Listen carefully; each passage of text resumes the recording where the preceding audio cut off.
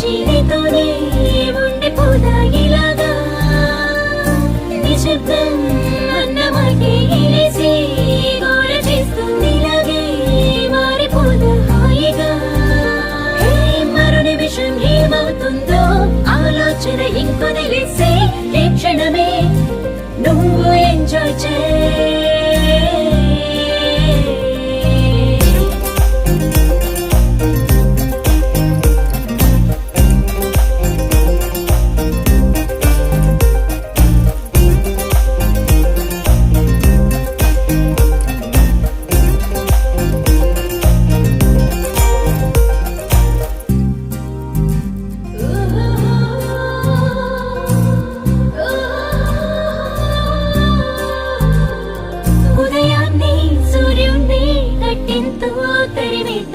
బెడ్షీట్తో డూయెట్లే పడేద్దాం